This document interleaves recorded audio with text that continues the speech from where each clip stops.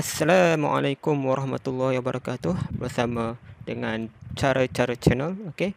So hari ini saya akan tunjuk bagaimana ataupun cara-cara untuk mengira bil elektrik yang sebenar dengan detail. Okey, kita akan pergi satu persatu sebab belakangan ni semua orang komplain pasal bil elektrik melambung tinggi. Okey.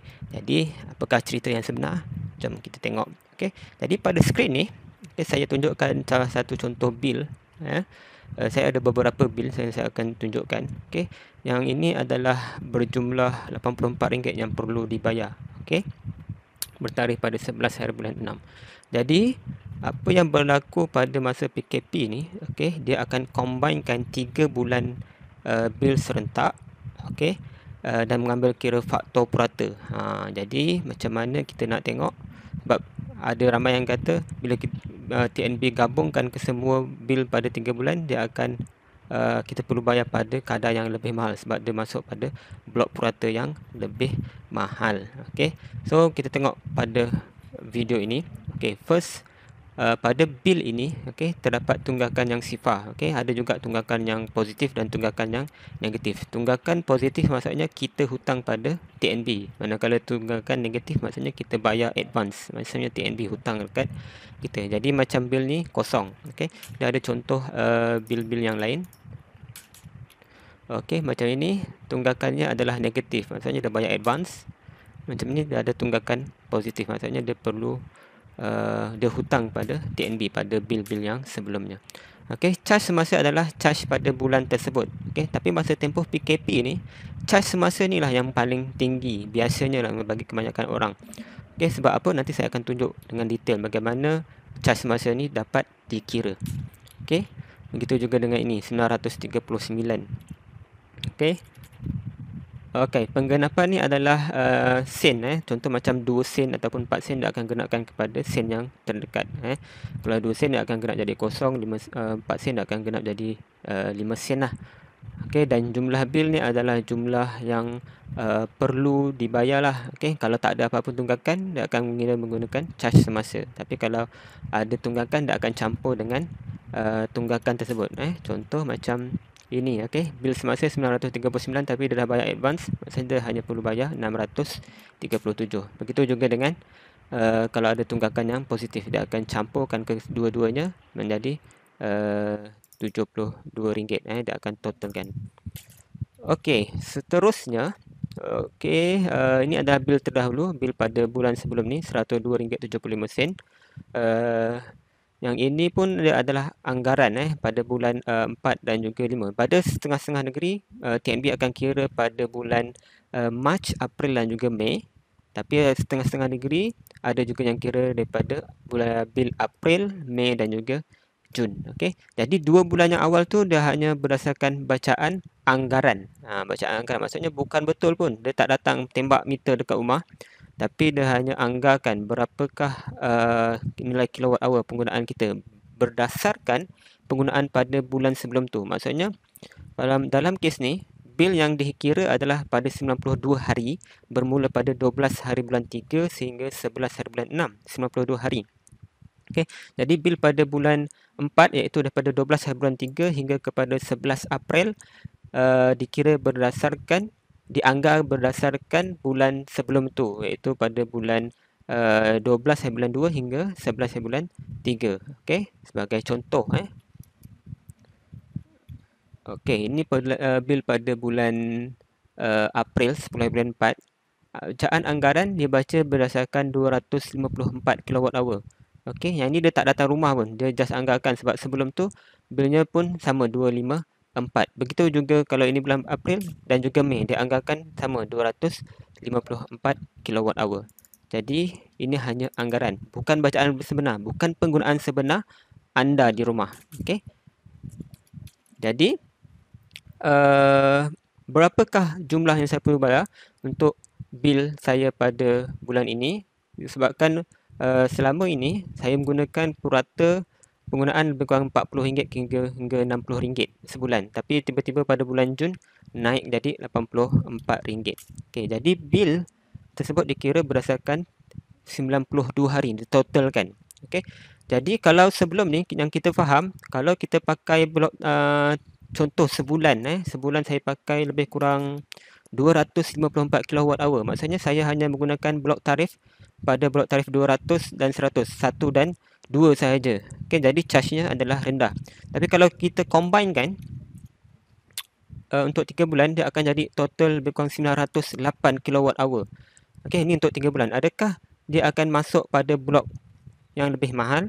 Jawapannya tidak sebab kita ada faktor purata. Okey, jadi faktor purata ni macam mana dia ambil kira? Okey, first kita akan menggunakan berapa hari, bilangan hari dibahagikan dengan 30 hari dalam sebulan. Okey, contoh dalam kes saya adalah 92 hari dibahagikan dengan 30 hari. You akan dapat 3.06667. Okey, 92 bagi 30. Okey, sama macam yang dipaparkan pada skrin ini. Jadi, apa kesannya? Okey, kesannya walaupun saya pakai 908 kWh, sepatutnya dia dah masuk pada blok tarif yang mahal. Tetapi disebabkan ada faktor purata ini, maksudnya blok tarif ni dia akan digandakan kepada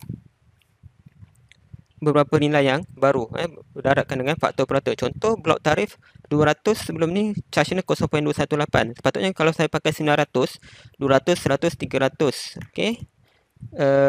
Kalau saya pakai 300, ni 600, 900. Kalau saya pakai lebih daripada 900, 908 sepatutnya dah masuk pada tarif yang mahal. Tetapi sebabkan ada faktor purata ni, semua blok tarif ni akan digandakan. Maksudnya kalau saya pakai 908, okey, ni 613 tambah 307, dia akan jadi 920. Okey. Kalau saya pakai lebih daripada 920 baru dia akan masuk pada blok tarif yang baru. Disebabkan value saya hanya 908, jadi dia hanya menggunakan blok tarif pertama dan juga kedua. Jadi tak ada isu dekat sini walaupun TNB dia combinekan bil tersebut selama 3 bulan. Kalau nak combinekan 4 bulan pun boleh, tapi kesannya nanti pengguna juga yang akan terasa sebab terlalu banyak anggaran. Okey. Jadi dekat sini macam mana kita nak kira? Macam saya pakai bulan ni sebanyak 908 kWh berdasarkan reading Okey, dia baca pada 3 bulan yang terdahulu 6887, sekarang dia baca 7795, bulan 4 dan juga bulan 5 dia tak baca. Dia baca terus pada bulan 6. Jadi saya pakai 908 kWh untuk 3 bulan. Jadi saya boleh kirakan kat sini 908, maksudnya saya blok pertama 613, blok yang kedua adalah 908 tolakkan dengan 613. Maksudnya saya pakai 295 kWh macam ini. Okey. Jadi hanya pada blok 1 dan juga blok tarif yang kedua. Jadi bila kita totalkan darabkan 613 darab 0.218 dan seterusnya, saya akan dapat total 232.16. RM232.16. Ini belum tolak diskaun. Diskaun ni macam mana dikira? Diskaun rangsangan ekonomi. Okey. So, dekat sini saya akan tunjukkan macam mana cara nak kira diskaun. Pun akan meningkatlah daripada 1 ke 200 darabkan dengan faktor purata 613, 201 hingga 300. Ini akan jadi 920. Kalau 908 maksudnya saya akan dapat 25% lah. So 25% ni macam mana nak dapatkan, nak tolakkan dengan diskaun? 25% kita darabkan dengan bilangan hari start daripada diskaun tersebut start. Okey, contoh dalam kes ni 1 April. Okey, jadi kita tak boleh nak simply 25% darabkan dengan jumlah bil saya RM232. Okey, dia perlu mengikut bilangan hari daripada April sebab bil ni dibaca daripada 12 hari bulan 3. Maksudnya kalau start daripada April, 1 April hingga pada tarikh bil ni dikeluarkan 1196, kita ada lebih kurang 92 hari tolakkan dengan bilangan hari dalam bulan Mac 20, lebih kurang 72 hari saja. Jadi macam mana kita nak kira diskaun? So 25% darabkan dengan 232. Okey, ni kita punya bil untuk 3 bulan darab 16 darabkan dengan 72 hari bahagikan dengan 92 hari. Okey. 25 darabkan dengan 232.16 darab 72 bahagi 9. So saya akan dapat RM RM45.42. Okey, dalam kes ni CNB dia pakai 45.45, dia lebihkan sedikitlah. Jadi jumlah bil anggaran terdahulu RM102.71. Okey, ini bil yang terdahulu. Maksudnya anggaran dia lah, anggaran dia pada bulan 4 dan juga 5. Ni 56.5 dan juga 46.25. Okey, jadi bila ditolakkan dia akan dapat 232 tolakkan dengan diskaun dan tolakkan dengan bil anggaran yang saya dah bayar, iaitu sekarang saya masih berhutang ataupun bil saya pada bulan Jun ialah RM84. Jadi tak ada isu dekat sini sebenarnya. Kenapa bil dia jadi tinggi? So bil jadi tinggi sebab anggaran dia ni agak rendah berbanding dengan penggunaan sebenar. Okey. So dekat sini dia estimate 254 kWh, dekat sini dia estimate 254 kWh. Kenapa bilnya berbeza? Sebab bil pada bulan April di start daripada 12 Mac. Okey, jadi bulan Mac tu dia belum dapat diskaun penuh. Okey, tapi kalau bulan Mei dia dah dapat diskaun penuh untuk 30 hari, 12 April hingga 11 Mei. Begitu juga dengan bulan Jun.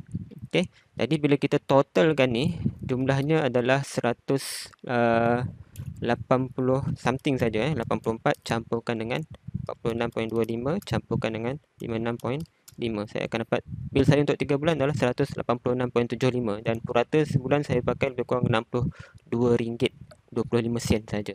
Jadi sebenarnya dia bukannya tinggi, tapi sebab mungkin ada peningkatan sedikit lah. Tapi kalau bagi siapa yang pakai aircon kat rumah, so for sure dia akan jadi lebih tinggi lah kalau duduk kat rumah, sebab aircon akan pakai kuasa yang tinggi bila kita buka pada waktu siang berbanding dengan waktu malam. Sebab apa? Sebab kuasa power consumption dia tu berdasarkan temperature difference. Contoh kalau suhu kat luar rumah, suhu kat luar rumah adalah 35 darjah Celsius. Okey, agak tinggilah. Okey, jadi kita set aircon kita 25 darjah Celsius. Jadi kita nak turunkan sebanyak 10 darjah Celsius. Ni waktu siang. Jadi tinggi. Kalau waktu malam, suhu mungkin lebih kurang 27 darjah Celsius, kita nak turunkan kepada 25. Jadi hanya 2 darjah Celsius kita nak turunkan. Jadi power consumption untuk sebuah aircon dia bergantung pada berapa jumlah suhu yang perlu diturunkan. Okey, lagi tinggi maksudnya lagi kuatlah. Jadi tak sama kalau kita buka 2 jam pada waktu pagi atau waktu siang dengan 2 jam pada waktu malam. Jadi penggunaannya berbeza. Okey, itu saja. Lagi bagi bil yang seterusnya, okey, kegunaan bulan semasa RM84. Jadi service tax ni hanya pada 6% dikira melebih daripada 600 kWh. Tapi dalam kes ni 3 bulan kita kena darabkan dengan faktor purata 3.0667.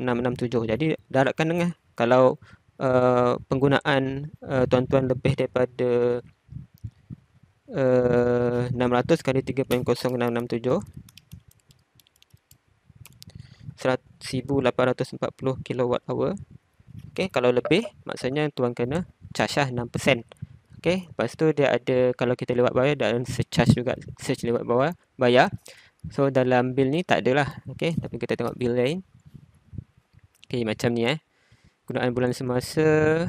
Okey, service tax. Okey, sebab dia pakai total untuk 3 bulan adalah 2,919. Jadi lebih daripada 1,840. Jadi dia akan kena service tax. Okey, 6%. Okey, kita tengok pada bil ni. Okey, yang ni dia pakai 3 bulan 600 kWh saja. Jadi dia tak ada service tax. Dia cuma lewat bayar lah. Dia lewat bayar ni based on the tunggakan lah, amount tunggakan tu berapa. Okey, so kita tengok lagi ada lagi tak?